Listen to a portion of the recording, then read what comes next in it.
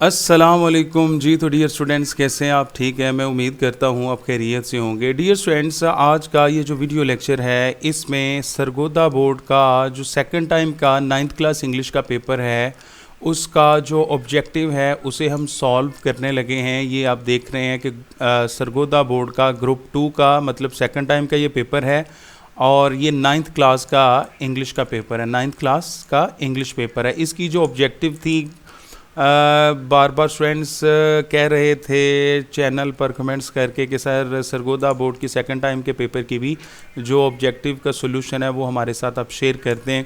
तो dear students, अगर आप मेरे इस यूट्यूब चैनल पे न्यू हैं तो जल्दी से मेरे इस यूट्यूब चैनल को सब्सक्राइब कर लें और बेल आइकन को भी प्रेस कर दें ताकि आने वाली तमाम वीडियोस या इंफॉर्मेटिव वीडियो लेक्चर्स के जो नोटिफिकेशंस हैं वो आप तक बर वक्त पहुंच जाएं। तो चलिए डियर स्टूडेंट्स, स्टार्ट करते हैं सरगोदा बोर्ड सेकंड टाइम का जो पेपर है उसका पहला MCQs। पहला जो MCQ क्वेश्चन था वो था it dash to rain an hour ago.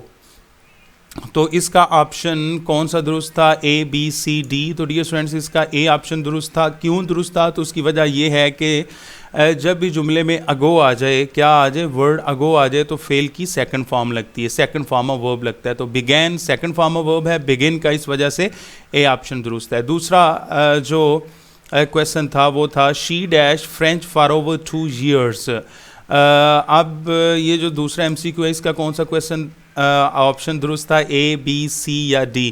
तो इसका ऑप्शन था C दुरुस्त, क्योंकि has been learning, has been के बाद फेल की चौथी फॉर्म आई हुई है। तो क्यों आई है, इसकी वजह क्या है? इसकी वजह यह है कि जब भी जुमले में फॉर या सिंस के बाद टाइम ड्यूरेशन आ जाए, ठीक है, तो हैज़ बीन, हैव बीन या हैड बीन के बाद फेल की चौथी फॉर्म लगती है। तो शी शुरू में सब्जेक्ट आया हुआ है तो शी के साथ हैज़ बीन लगना था, लिहाजा यही ऑप्शन दुरुस्त है। नेक्स्ट है जी they dash their work by tomorrow.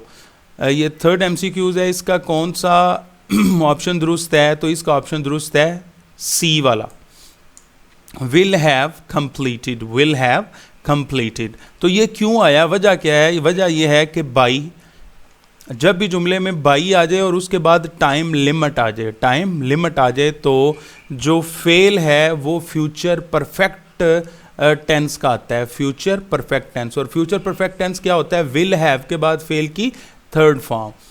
तो विल हैव कंप्लीटेड, ये ऑप्शन दुरुस्त था थर्ड का। मैं साथ साथ आपको न सिर्फ सॉल्व MCQs के ऑप्शंस बता रहा हूँ बल्कि रीज़न क्या है, वजह क्या है, ट्रिक क्या है, इसके पीछे रूल क्या है वो भी साथ बता रहा हूँ, ताकि नेक्स्ट जब भी आप किसी को गाइड करना चाहें तो इस तरीके से आप इजीली कर सकें। नेक्स्ट क्वेश्चन था शी डैश इंग्लिश वेल। तो इसमें आप एलिमिनेशन मेथड इस्तेमाल करेंगे। वो क्या, शुरू में शी आया हुआ है तो शी प्रोनाउन के साथ, डू नॉट नहीं आता, स्पीकिंग डायरेक्ट फेल की चौथी फॉर्म नहीं आती, विल बी स्पीक ये भी ग्रामेटिकली इनकरेक्ट है, लिहाजा करेक्ट है स्पीक्स। SEIS का इजाफा ये दुरुस्त है क्योंकि ये प्रेजेंट इंडेफिनिट टेंस का सेंटेंस है। नेक्स्ट है जी the bus dash before we stepped out. इस पांचवें का जो करेक्ट आंसर था वो था हैड स्टॉप्ड, B ऑप्शन। ये क्यों था, वजह क्या थी, रूल क्या है? तो रूल ये है कि जब जुमले में बिफोर आ जाए तो जुमले के दो हिस्से हो जाते हैं, एक बिफोर से पहले और एक बिफोर के बाद। अब आपने देखना बिफोर से पहले या बिफोर के बाद सेकंड फॉर्म लगी हुई है, स्टेप्ड G सेकंड फॉर्म लगी हुई है। तो अगर सेकंड फॉर्म एक हिस्से में है तो दूसरे हिस्से में या तो वाज वर के बाद चौथी फॉर्म आएगी या हैड के बाद तीसरी फॉर्म आएगी। तो देखें, वाज वर के बाद चौथी वाला ऑप्शन कोई नहीं है तो हैड के बाद तीसरी वाला ऑप्शन है, तो यही आपका क्या होगा, आंसर होगा। क्या होगा, आंसर होगा। तो इसका B ऑप्शन दुरुस्त है। नेक्स्ट जी 4 नंबर का था जनाबे वाला मिस स्पेलिंग और करेक्ट स्पेलिंग वाला क्वेश्चन। तो उसमें जो पहला वर्ड था वो था पेरिलस का मतलब डेंजरस होता है, तो ये फर्स्ट स्पेलिंग्स सही थे। दूसरा आगे 7वां MCQ है करेक्ट स्पेलिंग इज बेस्टोव, अता करना, कन्फर अपॉन, ठीक है, किसी को कोई चीज़ देना, अता करना, ठीक है जी। तो बेस्टोव्ड ये पहले वाला ही जो ऑप्शन है ये दुरुस्त है, A वाला। आगे है जी करेक्ट स्पेलिंग इज इनॉर्मिटी, ज़्यादती को कहते हैं, कसरत को कहते हैं, ठीक है, तो ये इनॉर्मिटी ये C ऑप्शन दुरुस्त था। आगे है जी सॉलिट्यूड ट्यूड तन्हाई को कहते हैं, ठीक है, SOLITUD ट्यूड, सॉलिट्यूड और सॉलिट्यूड भी पढ़ते हैं, ठीक है जी, चूड चूड़ नहीं कह रहा तो नेक्स्ट जो पोर्शन है ग्रामर में, सॉरी ऑब्जेक्टिव पेपर में, वो है डियर स्टूडेंट्स मीनिंग वाला, सिनोनिम वाला और एंटोनिम वाला, मीनिंग वाला, सिनोनिम वाला और एंटोनिम वाला। तो ये जो है इसमें 10वां क्वेश्चन आप देखें, द वर्ड मिजरेबल मीन्स, तो मिजरेबल के 4 ऑप्शंस थे, very happy, very unhappy, very beautiful, तो वेरी फाइन। मिजरेबल कहते हैं काबिल तरस, आगे हालत लगा लें वगैरह वगैरह कंडीशन में, तो वेरी अनहैप्पी इसका दुरुस्त जवाब था, वेरी अनहैप्पी। आगे 11वां MCQ है, she remained stayed fast and did not reveal the secret, तो स्टेड फास्ट का वो मीनिंग पूछ रहा है। स्टेड फास्ट का मतलब होता है मुस्तकिल मिजाज, इरादे का, अज़म का, नीयत का पक्का, तो फर्म एंड रेजोलूट। नेक्स्ट है जी, he would try to awaken the dormant faculties, dormant underline है, तो डॉर्मेंट का मतलब क्या है, डॉर्मेंट का मतलब है इनएक्टिव, इनएक्टिव सोई हुई, मतलब जो इनएक्टिव हो चुकी हैं, ठीक है। नेक्स्ट जी 13वां जो MCQ है वो है, the word pagan means, pagan का मतलब होता है काफिर, डिसबिलीवर, तो सी ऑप्शन दुरुस्त है।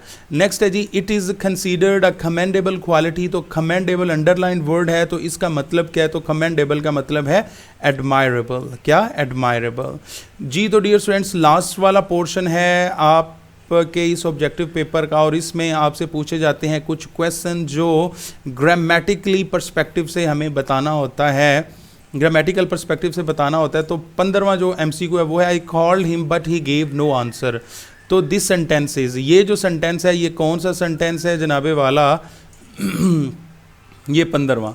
कम्प्लेक्स है, सिंपल है, एक्सक्लेमेटरी है या कंपाउंड है, तो इसका दुरुस्त ऑप्शन था कंपाउंड सेंटेंस। कंपाउंड सेंटेंस क्यों है जी, क्योंकि बट आ गया। अगर 2 क्लॉजेज आ जाएं, क्या आ जाएं, जुमले के अंदर 2 क्लॉजेज आ जाएं और उनके दरमियान 7 अल्फाज में से एक लफ्ज़ आ जाए। 7 अल्फाज कौन से हैं, बट, येट, सो, और, नॉर, फॉर, एंड, ये 7 अल्फाज जो हैं ये कोऑर्डिनेटिंग कंजंक्शंस हैं, ठीक है, कोऑर्डिनेट कंजंक्शंस भी कहते हैं और कोऑर्डिनेटिंग कंजंक्शंस भी कहते हैं, ठीक है जी। तो इनमें से अगर कोई एक आ जाए तो इन्हें हम कहते हैं, उस जुमले को हम कहते हैं कंपाउंड सेंटेंस, तो ये कंपाउंड सेंटेंस है, एक क्लॉज पहले है एक क्लॉज बाद में, ठीक है, और दोनों इक्वल रैंक की हैं, इनमें से कोई डिपेंडेंट नहीं है, दोनों ही इंडिपेंडेंट है, और दोनों के दरमियान में फैन बॉयज़ जो कंजंक्शन है उनमें से एक आ रहा है बट, ये बट साहब नहीं है कोई, ठीक है, ये बट है, और वो बट चलें छोड़ें। नेक्स्ट है जी 16 number MCQ, that was the reason why he came late, तो why he came late underline है, the underline clause is /n, तो अंडरलाइन जो क्लॉज है ये कौन सी है, तो अंडरलाइन क्लॉज जो है ये आपने पहले देखना है, ये डिपेंडेंट क्लॉज है, बेसिकली क्या है, डिपेंडेंट क्लॉज, लेकिन डिपेंडेंट क्लॉज बनने के बाद ये क्या बन रही है, ये डिपेंडेंट क्लॉज बनने के बाद दैट वाज द रीज़न, ये पूरे के पूरे नाउन को एलेबोरेट कर रही है, और जो क्लॉज नाउन को एलेबोरेट करे उसे हम कहते हैं एडजेक्टिव क्लॉज, क्या एडजेक्टिव क्लॉज, ठीक है जी। तो ए ऑप्शन दुरुस्त है। आगे है जी, he is fond of cooking, cooking फेल की चौथी फॉर्म है, ING वाली फॉर्म है, और जब फेल की चौथी फॉर्म जुमले के शुरू पर आ जाए या आखिर पर आ जाए और वो नाउन का माना दे रही हो, वर्ब का माना ना दे रही हो, उसे हम कहते हैं जैरन, क्या जैरन, ठीक है जी। तो इसका डी जवाब दुरुस्त है। नेक्स्ट है जी, some are born great, some underline है, तो the underline word is /n, तो अंडरलाइन जो वर्ड है सम है, ये क्या है, तो ये डियर स्टूडेंट्स ये प्रोनाउन है, लेकिन कौन सी, इनडेफिनेट प्रोनाउन, ठीक है जी, इनडेफिनेट प्रोनाउन। नेक्स्ट है जी, if they arrive early they will miss the train, ये जो सेंटेंस है ये कंडीशनल टाइप है, कंडीशनल कौन सा है, तो कंडीशनल 1 है, इसकी निशानी क्या है, कंडीशनल 1 हम कैसे कह सकते हैं, वजह क्या है, रूल क्या है, तो इसके पीछे रीज़न ये है कि जब जुमले में इफ़ आ जाए तो जुमला कंडीशनल बन जाता है, और जब जुमले कंडीशनल हो और उसके एक हिस्से में कॉमा से पहले प्रेजेंट इंडेफिनिट हो या फ्यूचर इंडेफिनिट हो, और दूसरे हिस्से में या फ्यूचर इंडेफिनिट हो या प्रेजेंट इंडेफिनिट हो, मतलब एक हिस्से में प्रेजेंट इंडेफिनिट होगा तो दूसरे हिस्से में फ्यूचर इंडेफिनिट होगा, तो उसे हम कहेंगे टाइप 1। जी तो डियर स्टूडेंट्स, ये थी आपका जनाबे वाला पेपर। कौन सा? ये था सरगोदा बोर्ड का सेकंड ग्रुप का पेपर, ठीक है, 9th क्लास इंग्लिश का।